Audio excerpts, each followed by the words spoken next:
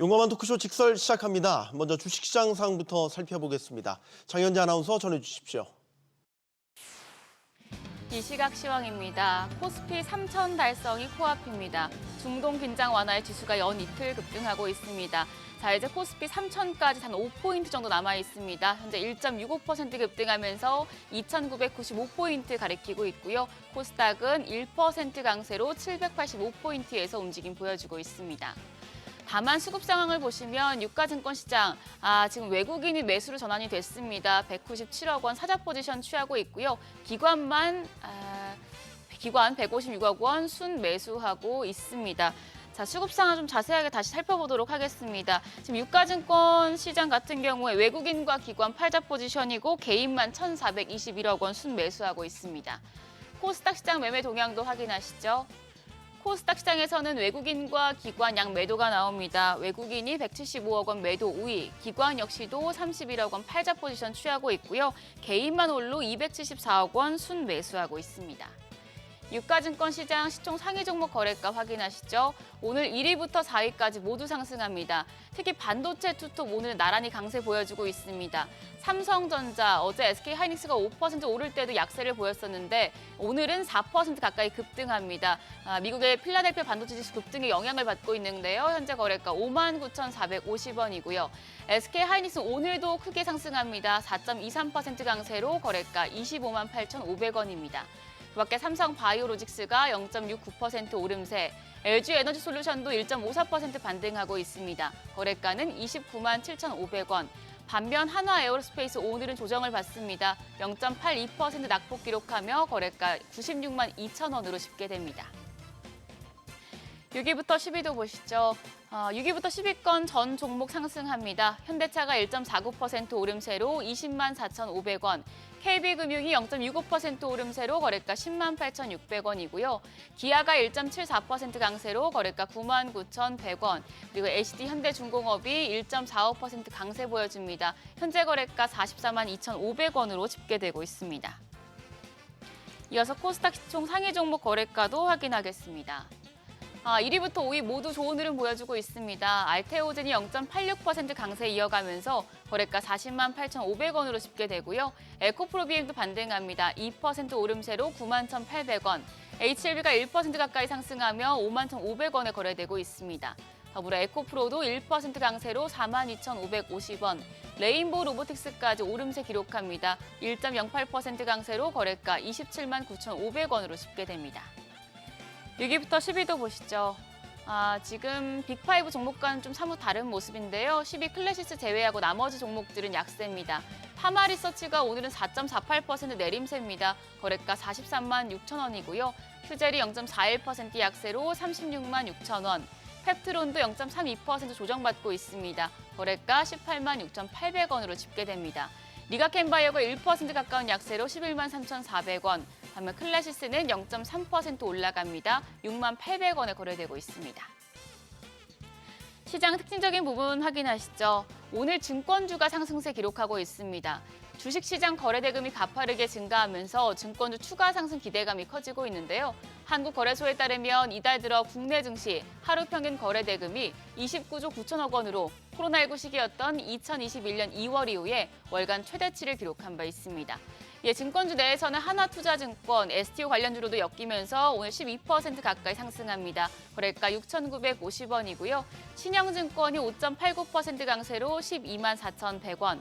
부국증권 3% 가까이 상승합니다. 거래가는 4만 3,600원 기록하고 있습니다. 다음으로 고대역폭 메모리 HBM 관련주도 오름세입니다. 오늘 반도체주 전반적으로 좋은 흐름 보여주고 있는데요. 간밤 뉴욕 증시에서 필라델피아 반도체 지수가 3% 이상 반등한 데다 HBM 성장세가 이어지면서 관련주들의 실적 개선이 이루어질 것이라는 기대가 커진 덕분입니다. 고대역폭 메모리 HBM 관련주 내에서는 YC가 6.48% 오름세로 현재 거래가 1,520원이고요. 이오테크닉스가 6.79% 강세입니다. 15만 7,200원에 거래됩니다. 더불어 오로스테크놀로지까지 3.19% 상승세 시현하면서 거래가 22,650원으로 집계되고 있습니다. 오늘 외환시장 1,360원으로 하락 출발했습니다. 9시 31분 기준으로는 1,361원이었고요. 현재도 1,361원 20전에 거래되고 있습니다.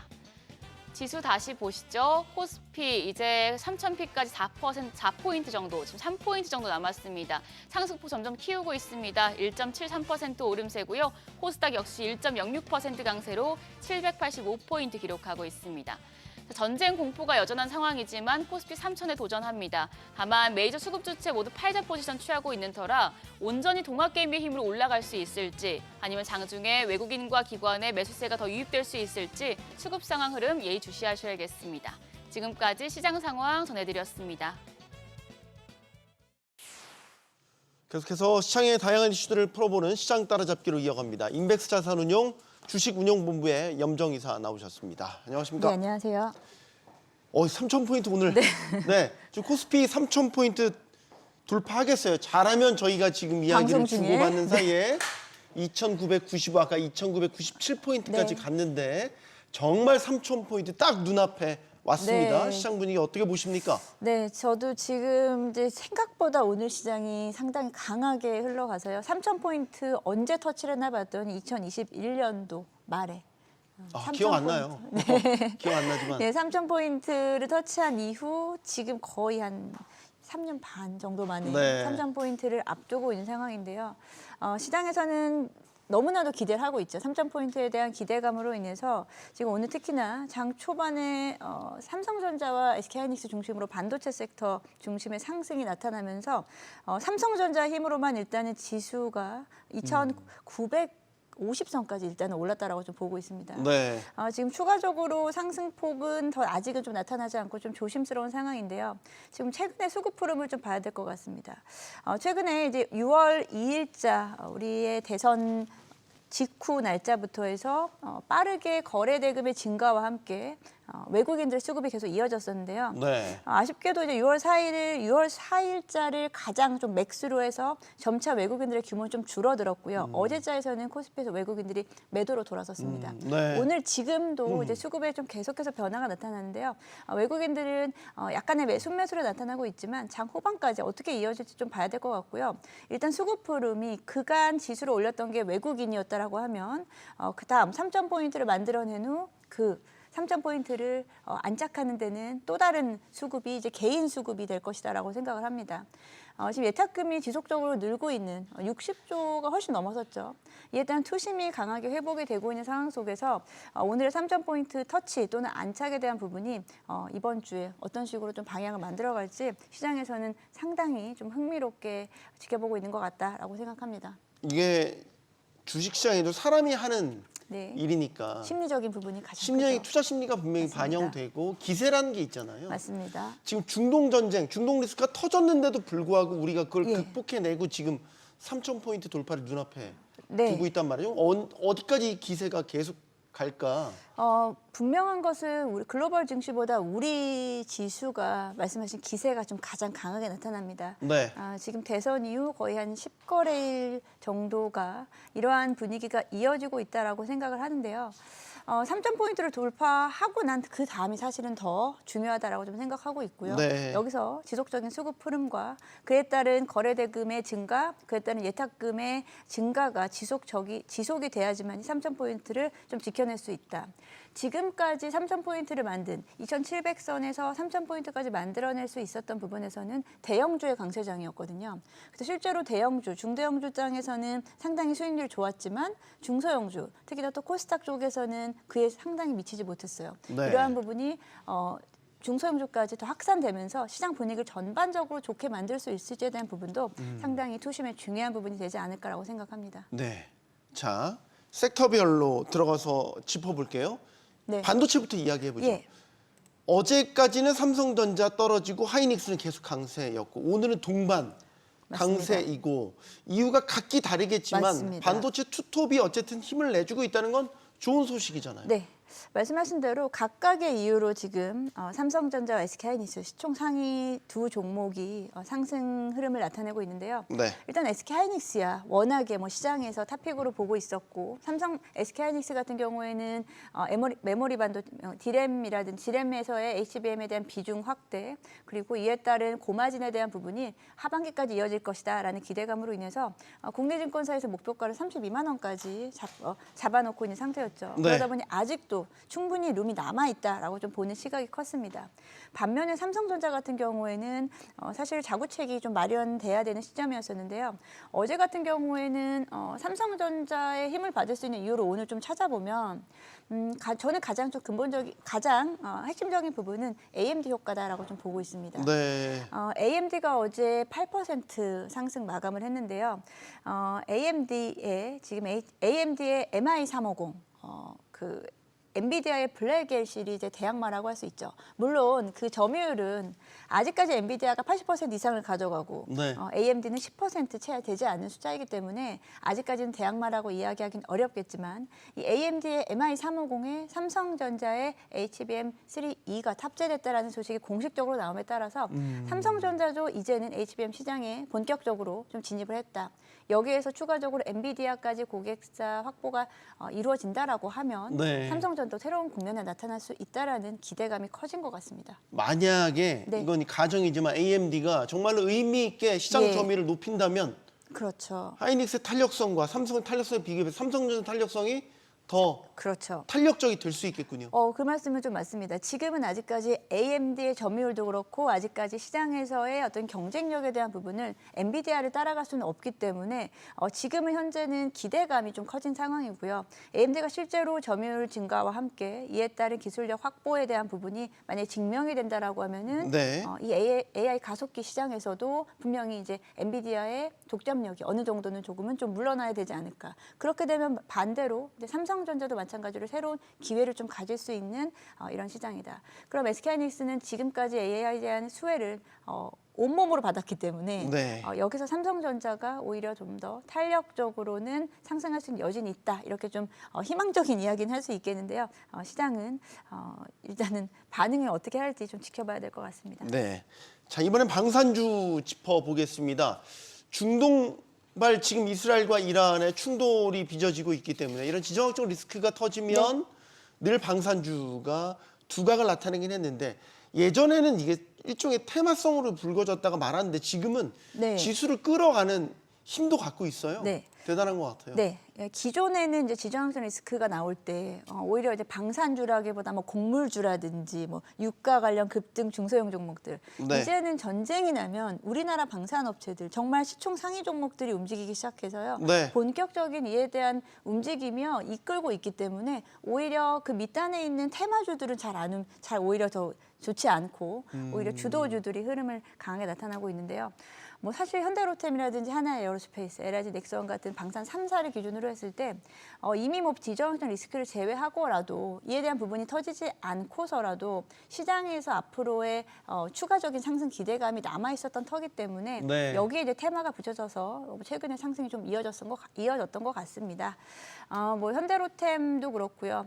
여전히 뭐 지금 단기적인 이슈 외에도 올해 기대되는 수주에 대한 기대감이 여전히 남아있기 때문에 네. 이런 종목들은 쉽게 좀 빠지진 않고 있는 상황이고요. 오늘도 일단은 보합권에서 움직이고는 있습니다만 단기적으로 차익 실현이 아직까지 나올 구간이 좀 아니다. 여전히 좀 강세 흐름을 나타내고 있다라고 말씀드리겠습니다. 미국에서는 트럼프 대통령이 원전 신규 건설에 대해 행정명령을 서명하면서 원전주 되게 뜨겁고 그 열기가 지금 우리 국내 증시에도 맞습니다. 미친 것 같아요. 두산 에너빌리티 네.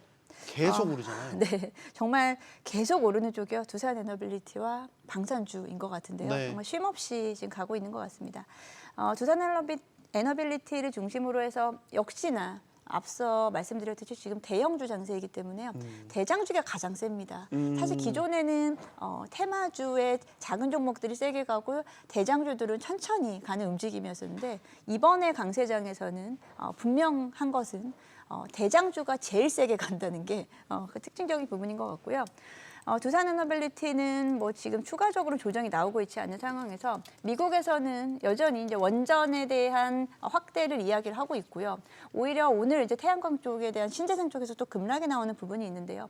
태양광 쪽에서는 오히려 보조금 혜택에 대한 부분 축소라든지 기존에 기대했었던 대체 에너지 쪽에 대한 부분을 오히려 계속해서 좀 압박을 가하고 오히려 원전 쪽에 대한 부분은 조금 더 이에 대한 부분은 조금 더 좋아지고 있다, 환경이 좋아지고 있다라고 볼 수 있겠습니다. 네. 원전주들도 지금 단기적으로 또 이제 못 간 종목들이 최근에 또 급등이 나오면서 그 내에서 순환매가 좀 나타나고는 있지만 늘 말씀드리는 것은 지금은 오히려 대장주의 흐름이 훨씬 더 안정적이고 강하기 때문에 두산 에너빌리티 중심으로 일단 시장은 조금 더 이어지지 않을까라고 생각합니다. 네.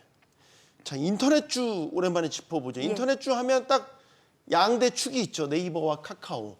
앞서거니 뒤서거니 하는데 네. 최근 흐름을 보면 카카오가 더 뜨거워요. 맞습니다. 그렇죠. 그룹주를 묶여서 맞아요. 뭐 예. 워낙 스테이블 코인과도 맞습니다. 네, 엮이기도 네, 하고요. 이제 플랫폼 인터넷주로 항상 카카오와 네이버가 동반해서 같이 움직임이 나타나고 같이 약세 흐름이 나타나고 했었는데요. 네. 이번에 이제 대선 이후의 상승장에서는 공교롭게도 카카오의 상승폭이 훨씬 크죠.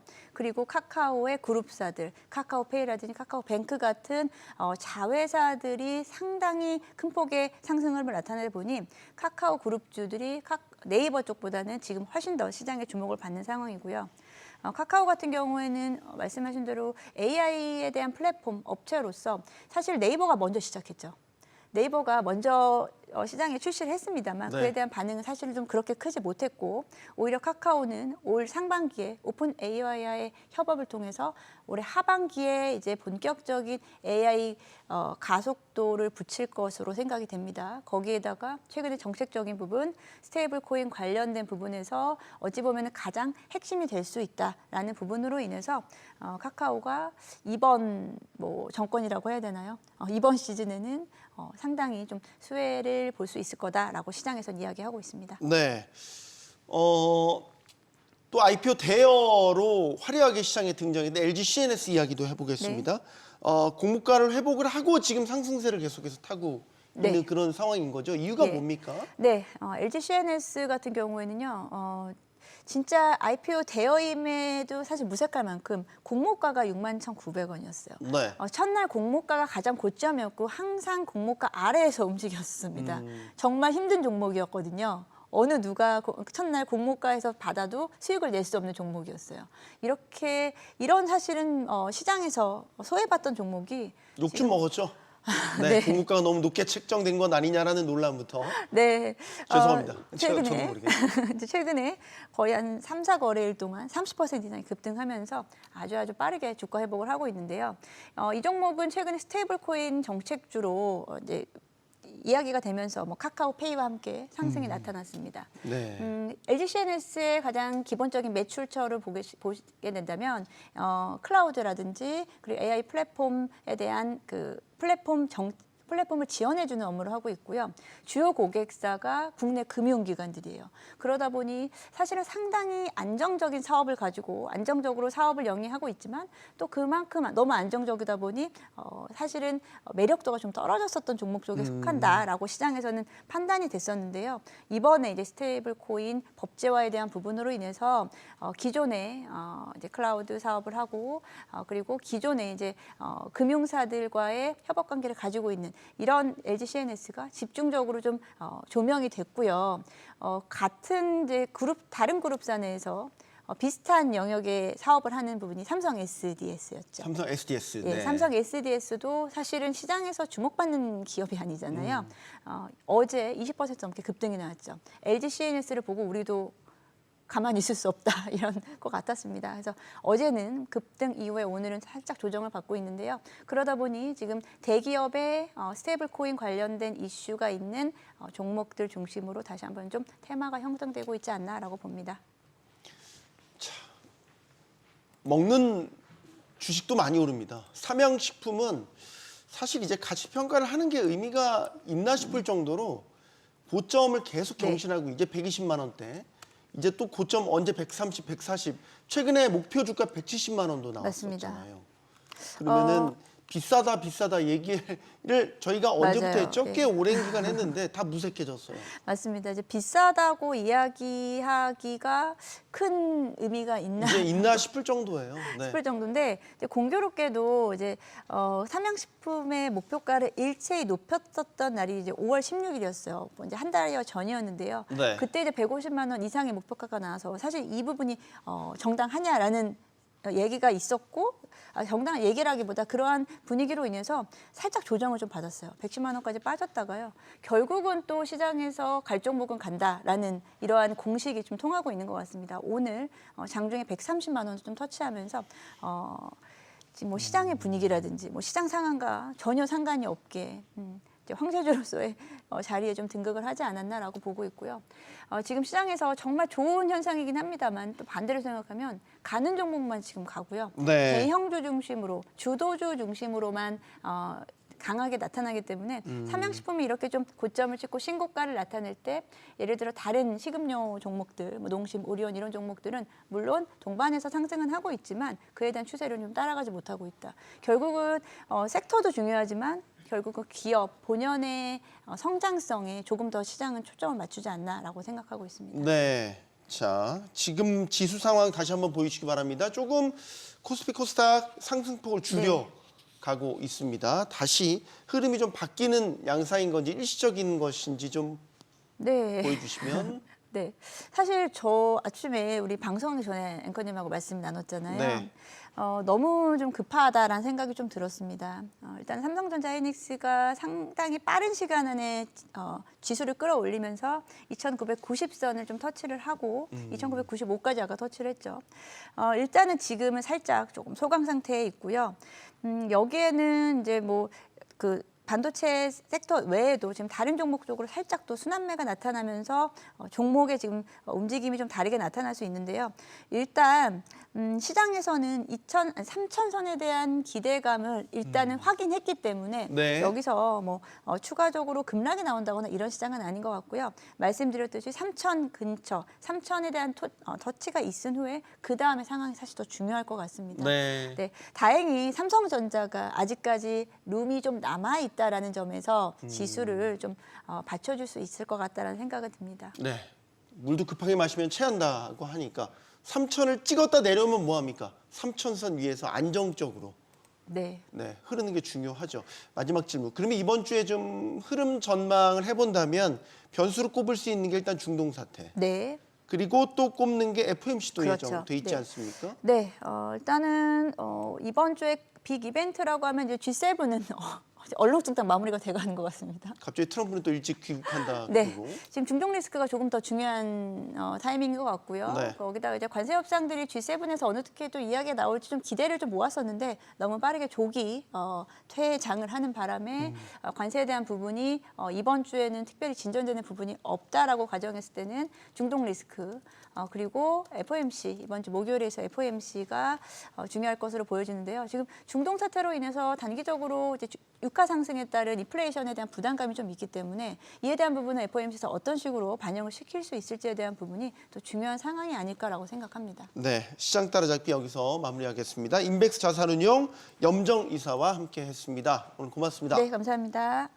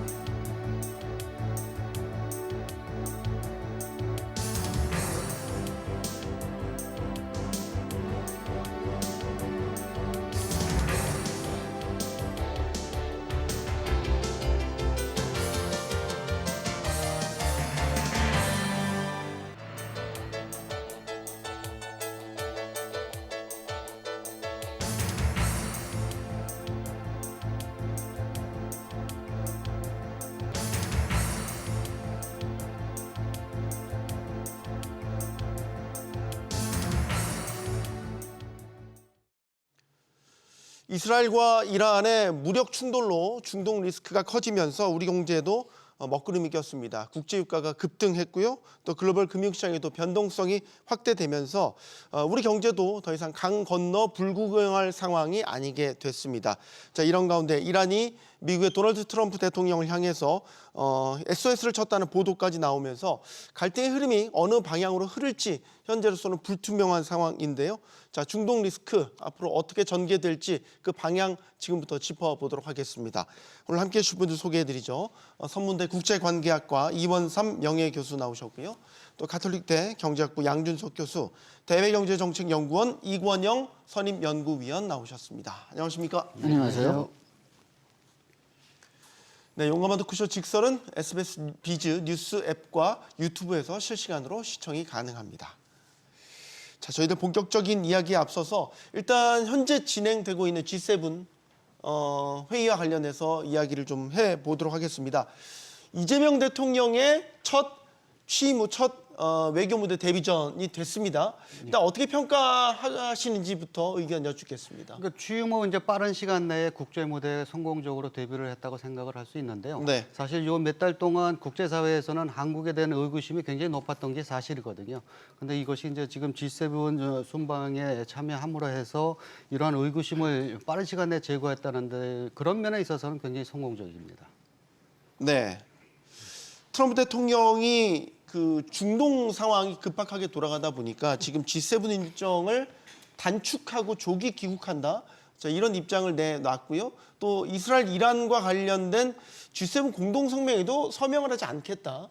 뭐 이런 입장도 지금 전해지고 있습니다. 상황이 긴박하게 돌아가고 있는 것 같은데 이거의 배경을 좀 보자면 이란과의 핵 협상 혹은 이스라엘과 이란과의 중재하는 입장에서 주도권을 미국이 가져가겠다. 뭐 이런 의도로 볼 수 있을까요?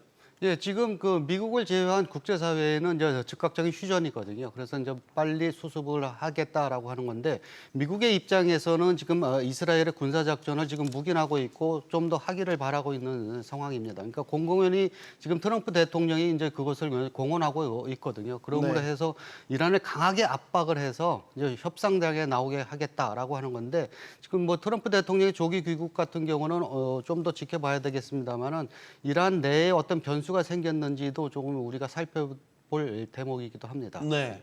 이란 내의 변수라고 한다면 지금 현재 공습을 주고받는 가운데서도 이란 정권이 불안하다 이런 이야기도 전해지고 있어요. 네, 어떻게 보십니까, 네, 김동정 맞습니다. 선생? 지금 이란으로서는 이스라엘 공격을 계속 해야 되는데 현재 뭐 제공권이라든지 뭐 탄도미사일 발사 문제라든지 굉장히 어려운 문제가 많이 있어서 사실상 이스라엘에 대해서 그 이스라엘에 대응할 수 있는 공격이 쉽지가 않은 상황입니다. 네. 거기다가 이제 뭐 이란 내부에서도 갈등이 좀 있는 것 같고요. 그러다 보니까 하메네이 정부가 어떻게 해야 될지에 대해서 상당히 좀 갈피를 못 잡고 있는 그런 상황이고 이에 대해서 이제 이란 측은 계속 휴전을 하려고 뭐 이스라엘 측과 또 미국 측에 얘기를 하고 있는 것 같습니다. 네.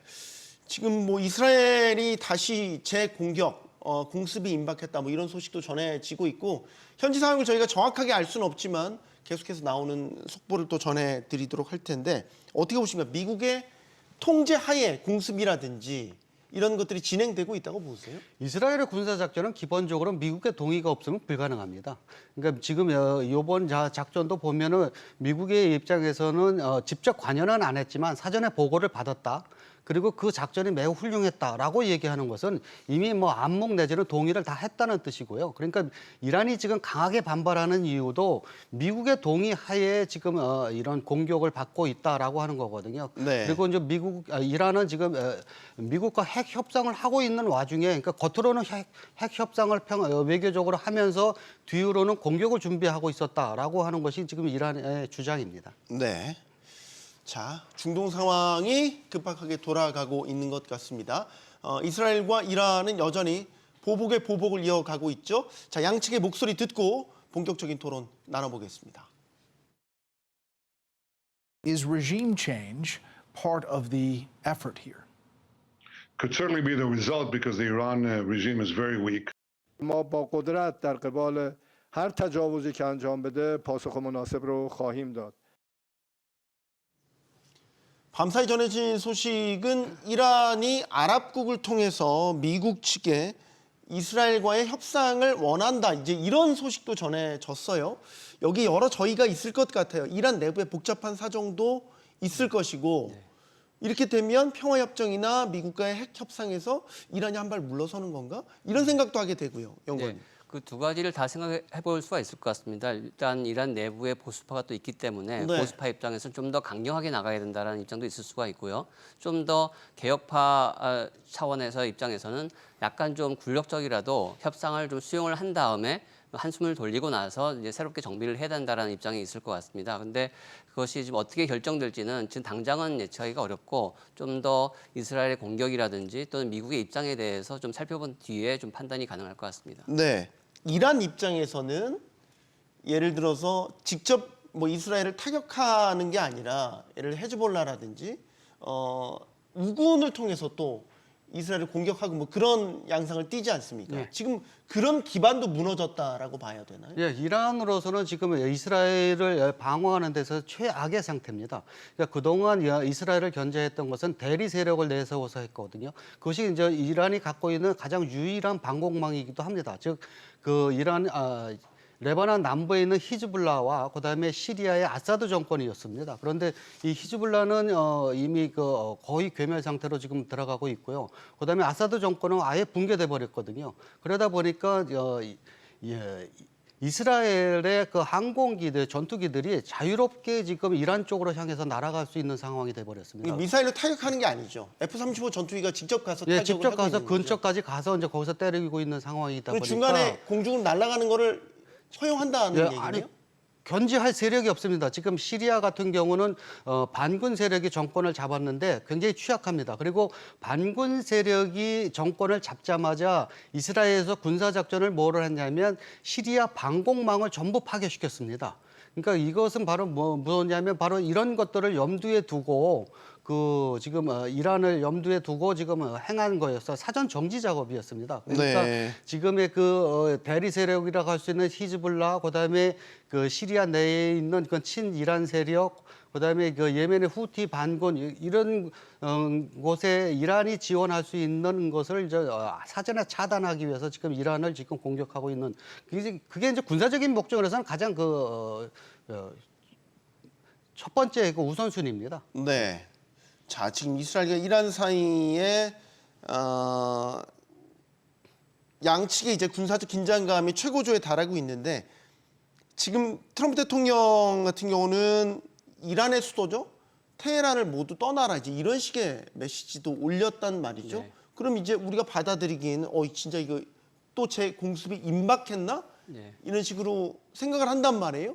이스라엘이 생각보다 강경하게 지금 나가고 있는데 이스라엘 입장에서는 이렇게 강경하게 나가는 저희가 뭐라고 보십니까? 그러니까 이스라엘은 지금이 최적기다라고 생각을 하는 것 같습니다. 일단 이스라엘이 원하고 있는 것은 이란의 핵 능력을 일단 없애는, 제거하는 경우가 있을 거고요. 그다음에 핵 무기를 개발하려고 하는 하메네이 정부를 좀 더 막기 위한 그런 의도가 있다고 생각이 되는데, 그래서 이스라엘 입장에서는 지금이야말로 이제 이란의 정부라든지 또는 핵 능력이라든지 또는 탄도미사일 능력을 말살시킬 수 있는 가장 좋은 기회라고 생각이 되고, 또 그 이면에는 또 이스라엘 입장에서는 과거에 이제 미국 같이 이제 입장을 동조를 했었는데 트럼프 대통령 이후에 뭐 후티 반군하고 독자적으로 미국이 휴전을 한다든지 네. 또는 하마스하고 또 독자적인 또 협상을 한다든지 하는 것 때문에 이스라엘 입장에서는 이제 미국이 이란과 핵 협상하는 것 자체를 좀 반대하는 입장이었습니다. 그러다 보니까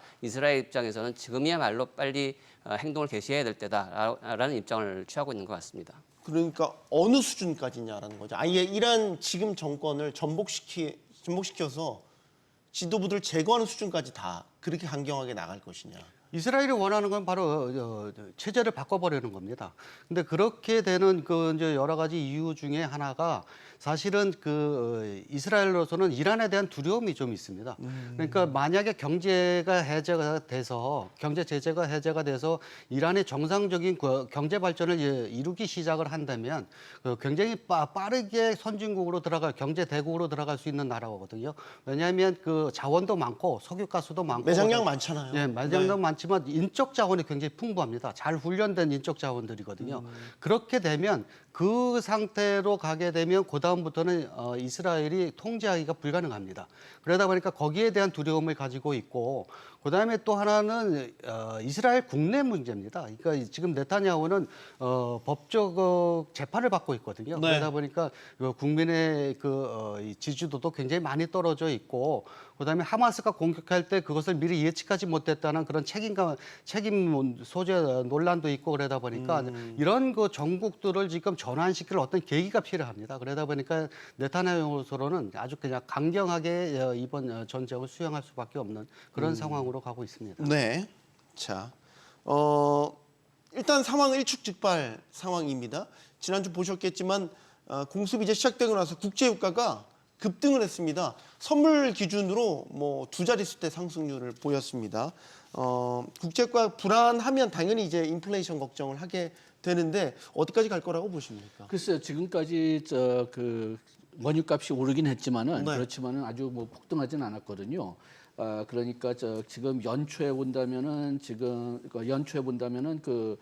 WTI가 한 배럴당 80달러였는데 네. 지금 오늘 아침에는 71달러였습니다. 네. 물론 한 달 전에는 57달러였으니까 지금 말씀하신 대로 두 자리 숫자로 올라간 거지만은 그렇지만은 지금까지 뭐 폭등했다까지는 못 볼 것 그렇게까지는 같고요. 아닌데. 예. 네. 그 다음에는 지금까지 경험을 본다면은 2023년 10월 7일 사건 때도 마찬가지였고 그 다음에 작년 7월 드론 사건 때도 마찬가지였지만은 석유값이 한 1, 2주일 요동치다가 다시 정상화됐거든요. 그래가지고선 지금 금융시장은 아주 크게 걱정하지는 않는 것 같습니다. 그리고 이란에서 석유 수출 제재가 있기 때문에 실질적으로 이 석유를 사는 국가는 중국밖에 없었거든요. 네. 그런데 지금 중국이 나름대로 경기 침체를 겪고 있으니까 그러니까 석유 가격이 폭등하지는 않을 것 같지만은 계속 좀 한 달 전보다는 높은 수준으로 유지는 될 것 같은데 다만 여기서 미지수는 얼만큼 지금 이스라엘하고 이란이 이 전쟁을 확장시키느냐죠. 지금 이 상태로 계속 유지된다면은 그러면은 원유 가격은 그렇게 큰 차이는 안 날 것 같은데 이걸 가지고 호르무스 해협을 차단시키겠다든지 네. 아니면 다른 나라로 퍼지기 시작한다면은 그때는 좀 진짜 원유 가격이 크게 좀 요동칠 수가 있지만은 지금 트럼프 대통령은 그렇게 확산되는 것을 최대한 피하려고 할 것 같습니다. 네. 우리나라도 지금 인플레이션 걱정하고 있지만은 트럼프는 더 걱정하고 있으니까요. 만약에 호르무즈 해협이 봉쇄 내지는 군사적 위협이 상당히 높아진다라고 한다면 작년에도 사실 미국 국적의 원유 선박을 억류한 경우가 있었거든요. 그렇죠. 그때 예. 확 뛰었었잖아요. 그렇죠. 그런데 또 이제 그렇게 확 뛰었다가 다시 이게 안정을 찾았지만, 지속되는 위협이 아니니까 다시 또 떨어졌죠. 그렇기 때문에 그런 면에서 계속 새로운 뉴스가 나오면은 요동칠 가능성이 있지만은 그렇지만은 지금 이스라엘하고 미국 측은 이 전쟁을 확산시키고 싶으냐 별로 그렇게 확산시키고 싶지는 않을 것 같습니다.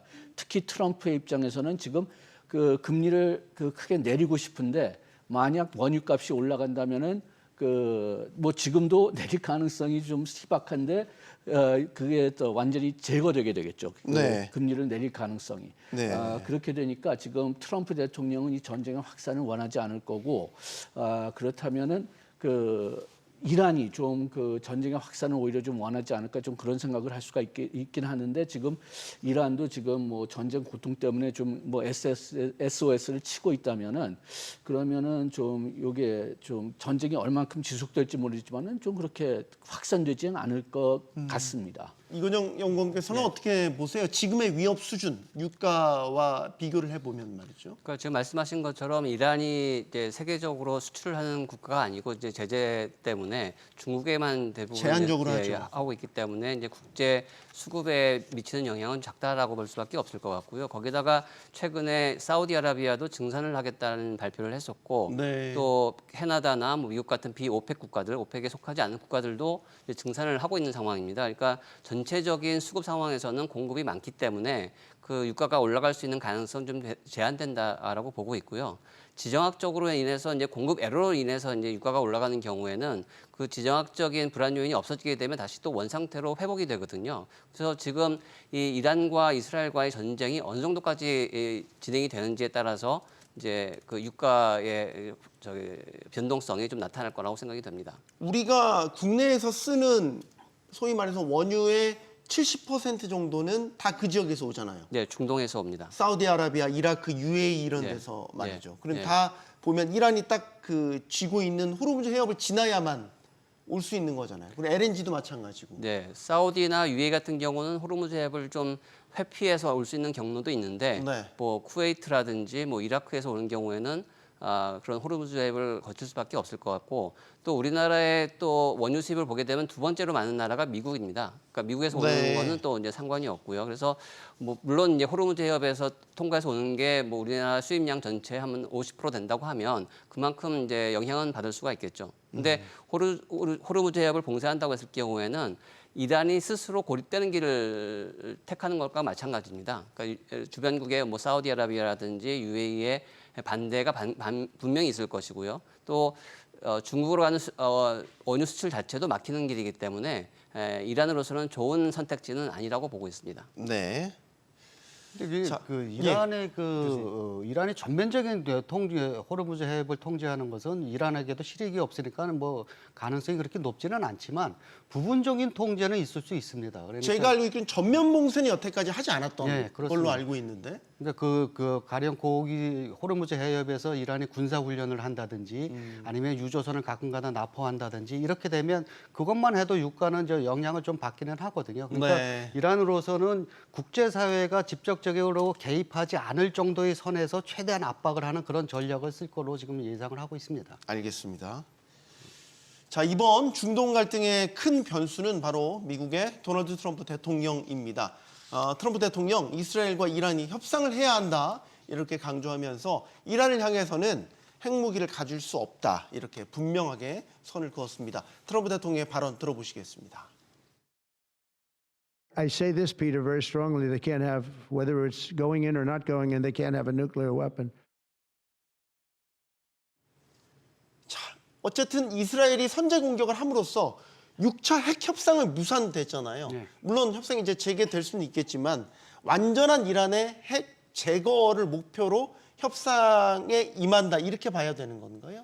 그러니까 이란이 지금 국내 사정이 굉장히 안 좋기 때문에 근데 이제 미국이 원하는 것은 완전히 백기를 들고 들어오라라고 하는 건데 이란으로서는 이제 과연 그걸 어느 수준에 맞출 수 있을까라고 하는 겁니다. 그러니까 네. 이란은 사실 그 하메네이가 몇 년 전에 이미 그 이란이 핵 무기를 갖는 것은 이슬람법에 맞지 않는다라고 선언은 해놨었습니다. 그런데 이제 워낙 이제 외부에서 이제 이스라엘 공격 같은 압박이 심하니까 자위권 행사를 하기 위해서라도 그럼 핵 무기를 가져야겠다라고 하는 논리인데 그러다 보니까 이제 한 60%까지는 핵 농축을 해놨거든요. 근데 그게 핵으로 만들려면 90%까지 올려야 되는데 아직 90%까지 올리지는 않았습니다. 그러다 보니까 미국으로서도 이제 그 모든 것을 평화적인 그 핵 연료를 사용한 것까지 다 포기하라고 지금 요구를 하고 있는데 이란으로서는 그거는 못하겠다라고 하는 건데 근데 지금 이란의 상황이 최악인 것은 수십 년간 경제 제재를 받다 보니까 국민들이 먹고 사는 문제에 지쳐 있습니다.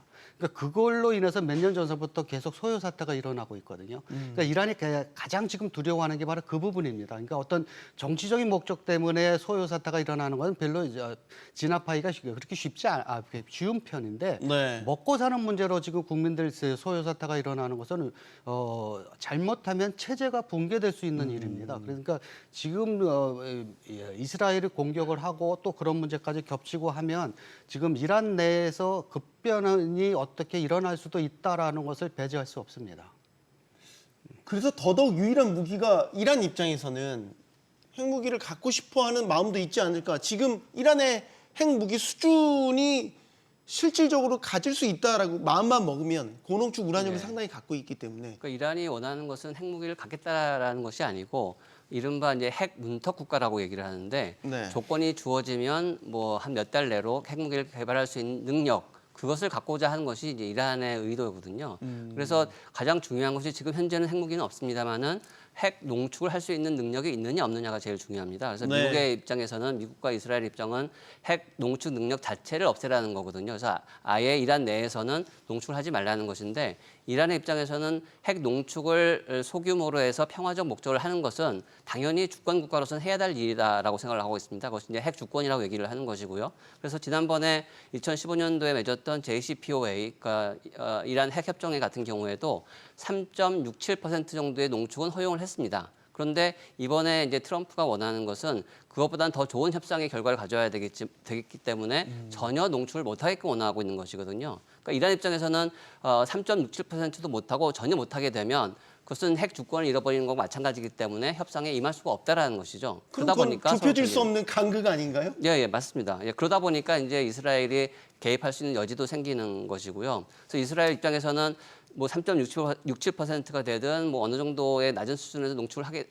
협정을 하게 되면 이란으로서는 이제 고립이 되니까 그것을 막기 위해서 지금 중간에 개입한 상황이 되는 것이고요. 근데 미국에 대해서 이제 처음에는 이제 미국 입장에서도 농축을 어느 정도 허용할 수 있을 거라고 생각을 했었었는데 네. 이거 시간이 지나면서부터 이제 보수파, 강경파의 입장이 더 세지다 보니까 아예 농축을 허용하지 않았거든요. 그러다 보니까 이제 협상이 계속 2달 동안의 시간이 있었습니다만은 결과를 맺지를 못했던 것이죠. 그러면 이런 예상도 가능하겠네요. 핵 협상이 아까 좁혀줄 수 없는 간극. 이 미국에서 압박을 하면 이란이 말을 안 들으면 이스라엘이 때리고 뭐 이런 식의 그럼 이제 미국의 암묵적 승인하에 이스라엘의 공격이 계속해서 예, 그건 이루어지는 당연한 겁니다. 미국의 승인하에 지금 이스라엘을 공격을 하고 있거든요. 그러니까 최대의 압박을 넣어서 이제 회담장으로 나오게 하고 그다음에 그 회담 내용도 이제 미국이 원하는 쪽으로 이제 끌고 가겠다라고 하는 건데 지금 이란은 그런 요구조차도 지금 받아들일 수밖에 없는 게 장기적으로 보면 지금 상황이 너무나 안 좋습니다. 왜냐하면 그 주변국에서 완전히 고립되어져 있어요. 그러니까 주변 아랍 국가들도 이란이 핵을 갖고 있는 것은 전부 반대입니다. 그 사우디나 뭐 이런 나라들로 하고 그다음에 이런 전쟁이 일어났을 때 군사적인 지원을 받을 수 있는 게 러시아인데 러시아는 지금 우크라 전쟁 때문에 이란을 도와줄 형편이 못 됩니다. 네. 그리고 이제 외교적으로도 러시아는 또 이스라엘과도 관계가 굉장히 좋거든요. 그러다 보니까 러시아가 이스라엘 눈치도 보기 때문에 네. 예전처럼 그렇게 적극적으로 도와줄 가능성이 거의 없습니다. 그럼 이제 중국만 남았는데 중국은 군사적으로 이 지역에 개입한 적은 아직 없고 예. 경제적인 부분이 있는데 물론 이란의 석유를 가장 많이 사는 게 중국입니다. 그러다 네. 보니까 이제 그런 정도의 도움이지 그리고 이제 외교적인 어떤 립싱크 이런 걸로만 좀 도와줄 뿐이지 네. 실질적인 이 전쟁을 헤쳐나가기 위한 그 도움을 이란으로서는 받을 데가 아무데도 없습니다. 그러다 보니까 지금 이란이 다급하게 이제 휴전을 지금 요청하고 있는 거거든요. 네. 자, 중국도 외교적으로는 이란을 지지한다는 입장을 재확인했습니다. 그런데 이제 미국 입장에서도 계속 시간을 끌면 불리한 게 원래 트럼프 대통령의 구상은 이거였잖아요. 러시아 우크라이나 임기 시작하자마자 종료하겠다.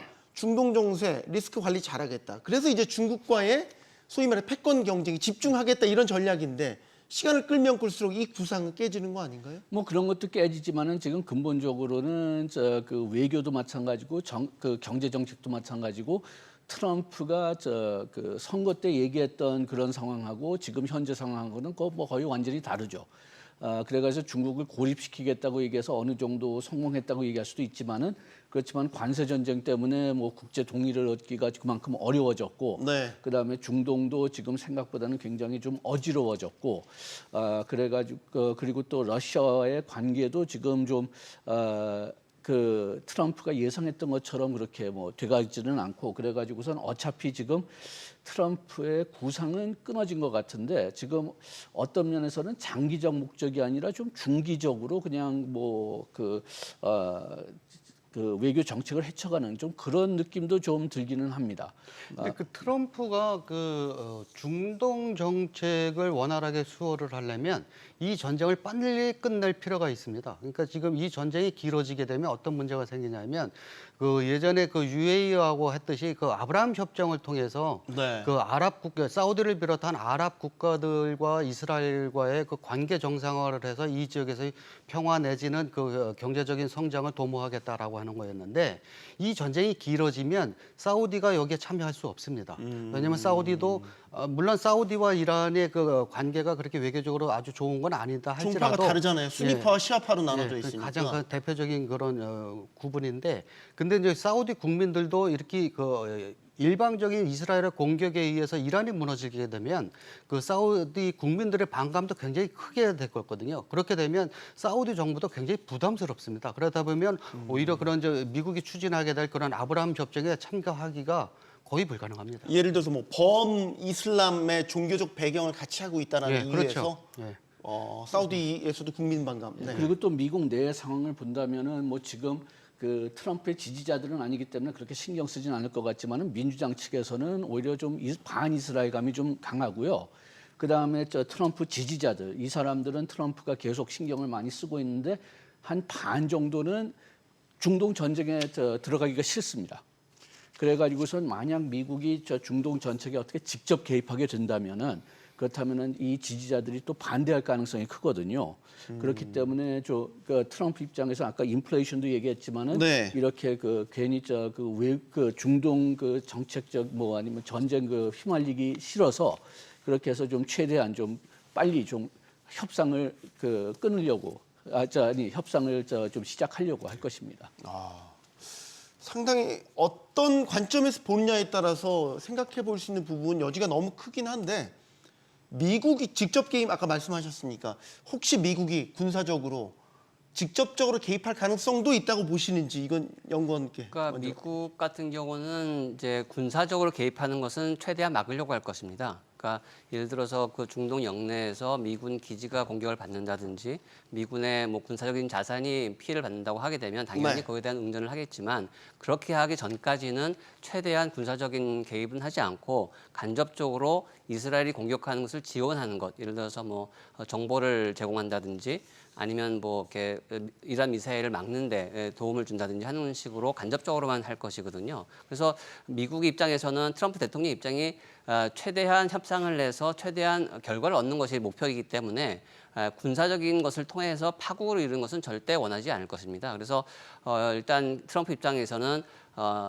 핵 협정을 좀 더 지난 JCPOA보다는 좀 더 나은 협정을 맺기 위해서 최대한 압박하는 차원에서 이제 이스라엘의 공격을 허용한 것이기 때문에 뭐 파국적인 뭐 군사적인 대결 이런 것은 약간 좀 후순위가 아닐까 그런 생각이 듭니다. 근데 이제 지금 화면에도 나오지만 트럼프 대통령이 이란과 이스라엘이 합의를 바라지만 때로는 또 싸워서 해결해야 된다. 그러니까 트럼프 대통령의 이 말이 자꾸 여러 해석들을 낳게 한단 말이죠. 근데 때론 싸워서 해결해야 된다는 게 자기네들이 직접 싸운다는 소리가 아닙니다. 그건 이스라엘하고 이란하고 싸우라는 소리지 자기네들이 직접 하지는 않거든요. 그러니까 미국은 이미 그런 거에 대한 그 아픈 경험이 있습니다. 이라크 같은 전쟁에도 들어갔다가 결국 해결하지 못하고 10여 년 만에 철수했고 막대한 인적 피해를 많이 봤거든요. 그러니까 이런 것들을 또다시 하려고 하지는 않을 겁니다. 그렇지만 이제 이런 이 강한 압박을 통해서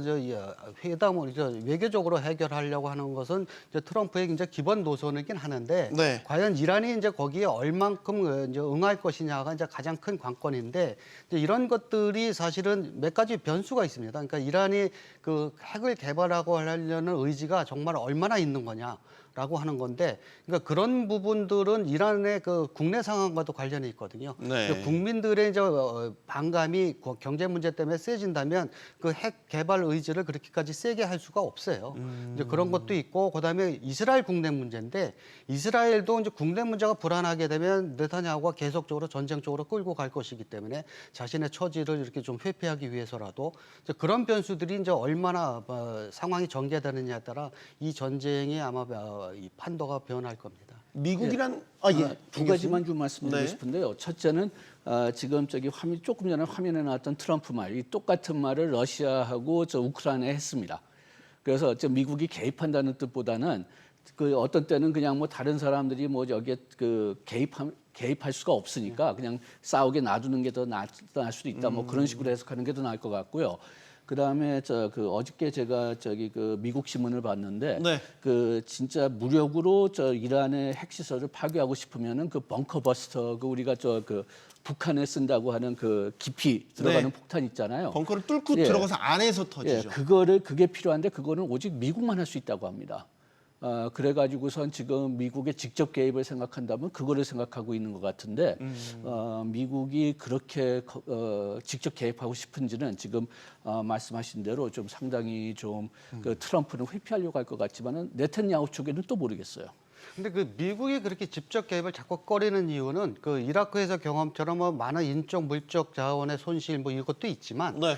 사실 그렇게 해서 정권을 무너뜨렸을 경우 그 후임 정권이 친미적으로 나올 것이냐 하는 것은 굉장히 회의적이거든요. 여태까지 이슬람권에서 그렇게 무너진 정권들이 다 반미로 들어왔지 반미로 또 그것도 아주 강경 보수들이 들어왔거든요. 네. 그러니까 이란도 또 그렇게 되지 말라는 법이 없기 때문에 만약 그렇게 되면 전쟁을 한 그 목적이 이제 흩어져 버리기 때문에 미국이 두려운 건 사실 그걸 겁니다. 그러니까 지금 전쟁 당장 여기서 이겨갖고 그러니까 정권이 바뀌는 것까지 바라지 않는다는 그 말 속에는 바뀐 정권이 어떤 정권이 들어올지 모르기 때문에 왜냐하면 그 이제 중도 쪽을 표명하는 그런 세력들이 아직 이란에서 세지가 않아요.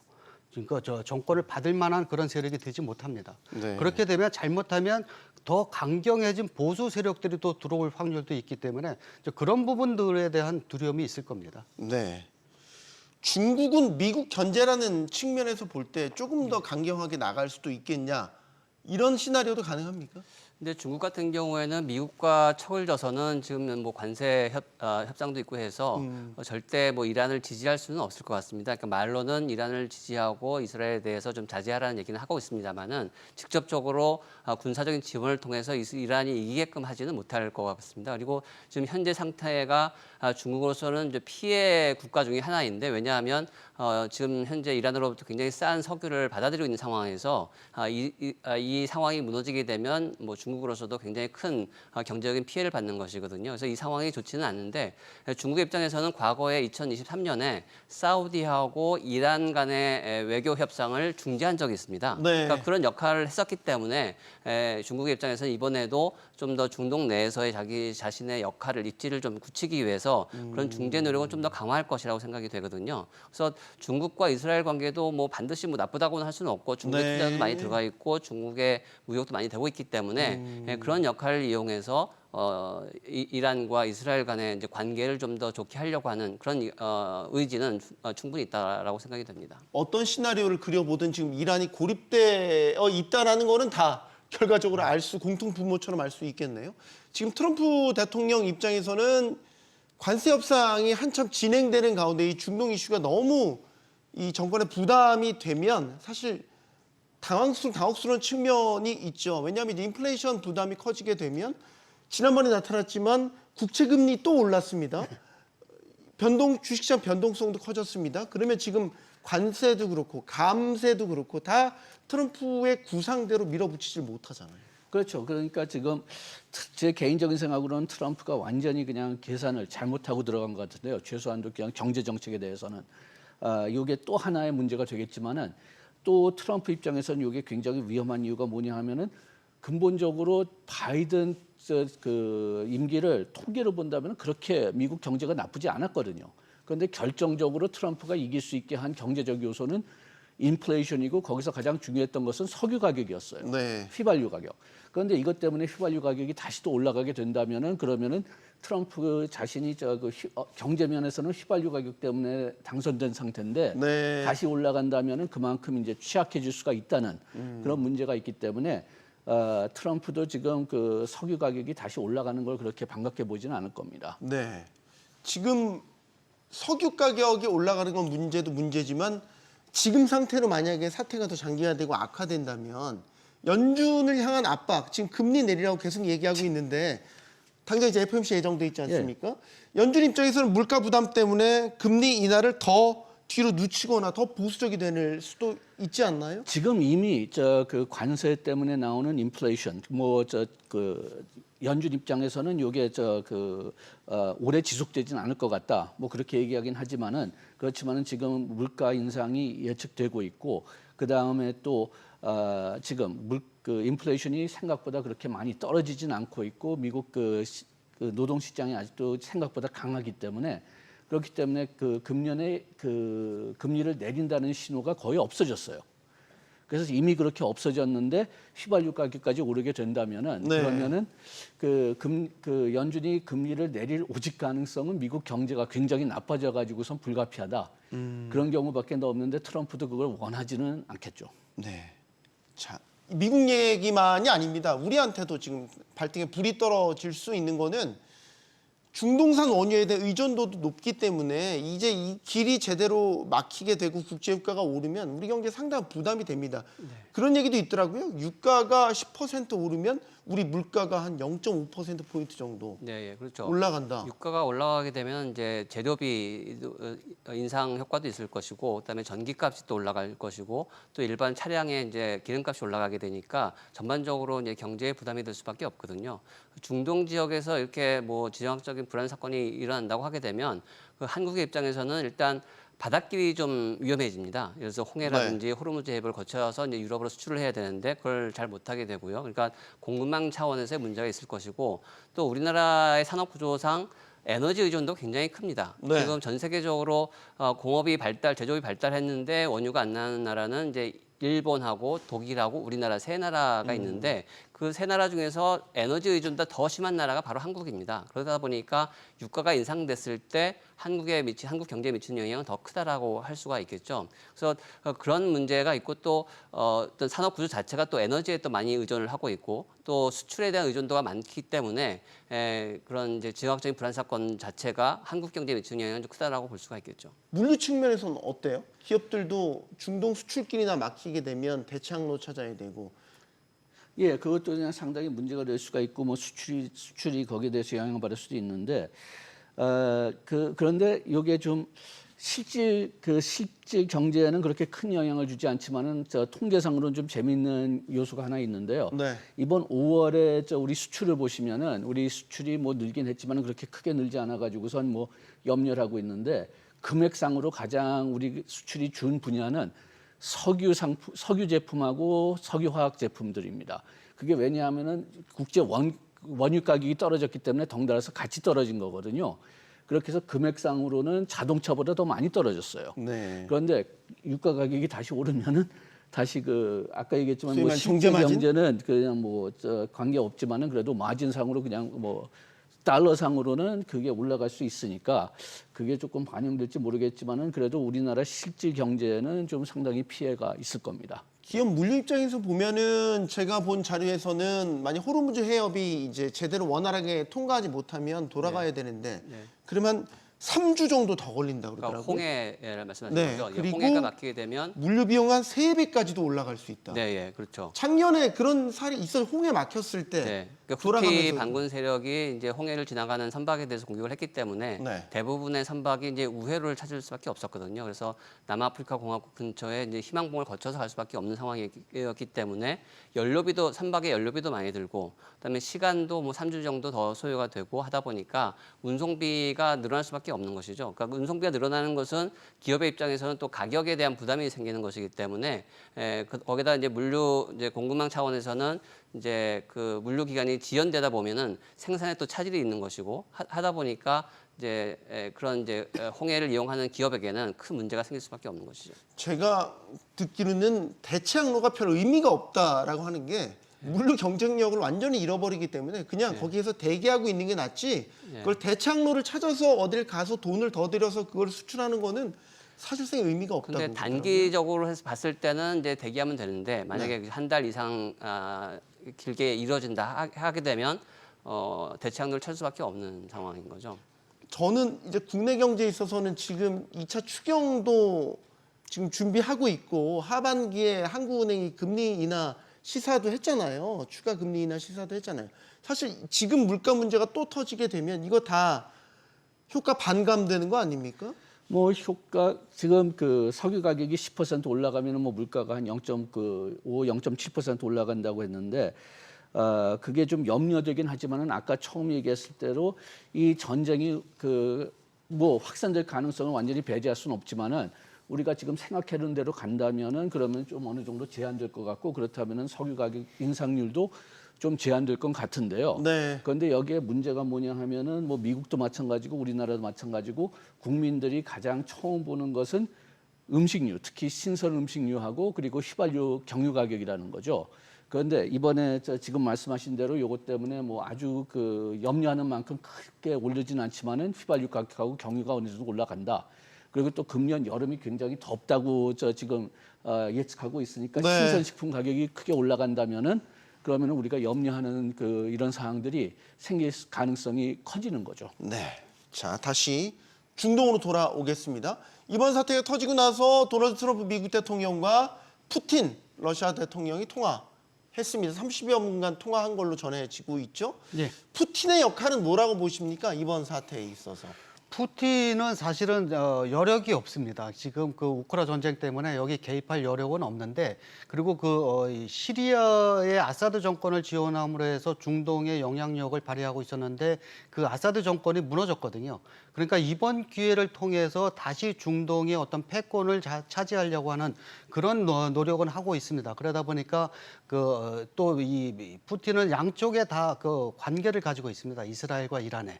그러니까 양쪽 지금 지도자한테 지금 전화를 걸어서 어떤 협상을 모색하고 있고 그런 걸 통해서 다시 이제 중동 지역에 자신들의 영향력을 지금 행사하려고 하고 있는데 실질적으로 그러니까 그런 것들이 거의 뭐 외교적인 노력일 뿐이지 실질적으로 어떤 군사적인 지원을 한다 뭐 이런 것들은 지금 러시아가 그런 상황이 안 되기 때문에 네. 이제 그것 때문에 지금 중동 상황이 급변하고 있는 거거든요. 그것 때문에 시리아가 아사드 정권이 무너져 버리는 바람에 이란이 지금 이스라엘을 그렇게 견제할 수단을 하나 잃어버렸고 그게 이란으로서는 가장 뼈아픈 분야입니다. 그다음에 이제 히즈불라도 이제 거의 그 상태까지 지금 가버렸고 네. 그러다 보니까 지금 속절없이 지금 이란이 당하고 있는 거거든요.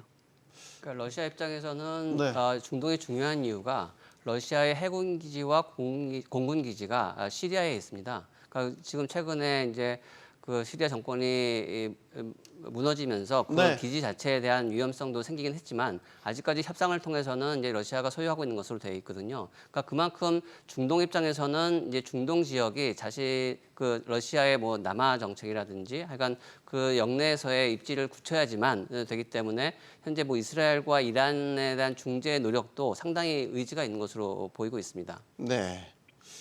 이란 입장에서는 우군이 없네요. 우군이 없으면 궁지로 계속 몰리고 있는데 이렇게 되면 남는 건 핵밖에 없는 거 아닙니까? 그러면 더 어떤 예를 들어서 압박이 와도 핵을 손에서 놓지 않으려고 할 것 같다. 그게 이제 가장 우려되는 부분입니다. 그러니까 강경 모스파에서 주장이 바로 그겁니다. 그러니까 지금 우리를 자위권을 할 수 있는 게 핵 개발밖에 없다. 그리고 핵 개발이라는 것이 우리 기술로 얼마든지 할 수 있는데 실제로 지금 전문가들 얘기로는 이란의 경우는 수개월 내에 그 핵폭탄을 만들 수 있답니다. 그렇다면 빨리 해야 되는 거 아니냐 지금 하고 있는데 그럴 경우에는 이제 국제사회의 반감이 워낙 세지고 지금 그렇지 않아도 지금 경제 상태 때문에 국민들의 그 소요 사태가 일어나고 있는데 그게 더 세지게 되면 기반 자체가 체제 자체가 무너질 확률이 있어서 이러지도 못하고 저러지도 못하는 그런 상황에 있는 그러니까 완전히 고립된 상황에서 지금 있는 그런 형국이 돼버렸습니다. 네.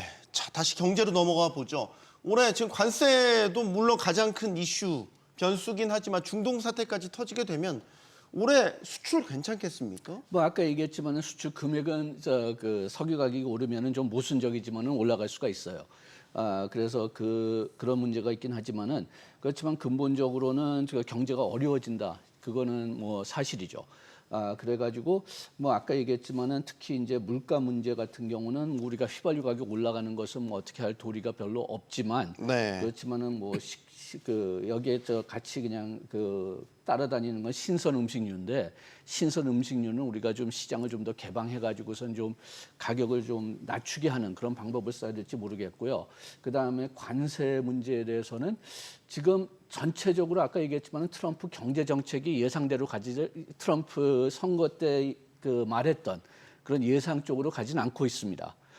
그렇게 되기 때문에 지금 관세에 따라서 지금 트럼프 정부가 얼만큼 약화될지 그거는 한두 달 정도 계속 보고 있어야 될 것 같아요. 네. 그렇다면은 의외로 관세가 좀 어느 정도 풀릴 가능성이 있다고 생각은 하는데 그렇지만은 지금 당장은 지금 이런 얽힌 문제들 때문에 그 관세가 계속 좀 염려를 해야 되는 문제가 되는 거죠. 네, 환율 변수도 짚어주시죠. 환율이 안정세였는데 또 일시적으로 급등하는 모습을 보였단 말이에요. 예, 그런데 지금 역시 환율도 마찬가지지만은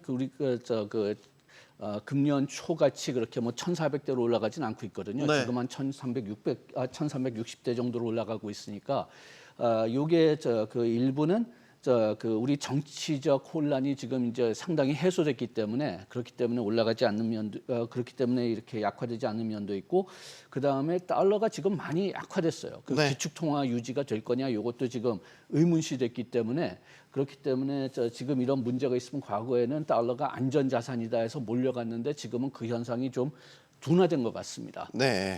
그래가지고선 뭐 환율이 지금같이 조금씩 올라가긴 하겠지만은 그렇지만은 뭐 1,400대까지 올라가진 않을 것 같은데 물론 이 전쟁이 크게 확산된다면은 또 어떻게 될지 모르겠지만 지금 한 이 상태로 계속 된다면은 그러면은 그렇게 우리 원화가 약화되는 것은 크게 걱정하지는 않아도 될 것 같습니다. 네. 자, 마지막으로 좀 짚어보고 싶은 거는 물론 최악의 시나리오이긴 합니다만 이스라엘과 이란의 양상이 이제 두 나라만의 문제가 아니라 혹시 중동 전체로 번지면서 소위 말하는 중동 전쟁으로 확산되는 건 아니냐 이제 이런 시나리오를 최악이지만 네. 걱정하는 분들도 있어서요. 네. 가능성 어느 정도로 보시는지 마지막 여쭙겠습니다. 중동 전체로 번지는 건 뭐 그렇게 쉬운 건 아닌 것 같고요. 그렇지만 일반 정치적인 정권에서 펼치는 정치적인 논리와 일반 아랍 국민들의 정서는 또 다른 거거든요. 그러니까 예전에 후세인이 독재 정권을 할 때 후세인 정권을 미국이 무너뜨렸을 때 물론 정치권들은 뭐 친미파도 있었고 뭐 반미파도 있었지만 대부분의 국민들의 감정은 반미였었거든요. 그러니까 후세인이 독재자인 건 알지만 저렇게까지 무너지는 것은 아니다 해갖고 굉장히 미국에 대한 반감이 세졌는데 이번에도 마찬가지입니다. 만약에 이란의 체제가 이런 식으로 붕괴가 된다면 물론 쉬아파이기도 하고 그다음에 핵 문제이기도 있고 그래서 주변 아랍 국가들이 체제 무너지는 것은 속으로 환영할지 모르지만 네. 일반 아랍 국민들은 그걸 무너뜨린 이스라엘과 미국에 대한 반감은 굉장히 커질 거기 때문에 각각의 아랍 국가들이 이제 반정부 소요 상태에 시달릴 것 같습니다. 네. 자, 이스라엘과 이란 사이의 일촉즉발의 상황이 계속되고 있습니다. 금융과 외환 시장의 변동성 커질 수 있고요. 2차적으로는 실물 경제에도 충격이 가해질 수 있습니다. 현재로선 사태가 장기화되지 않는 게 가장 중요하겠습니다. 용어만 듣고 직설 마치겠습니다. 여기는 모든 경제가 모이는 SBS 비즈입니다. 시청해주신 여러분 고맙습니다.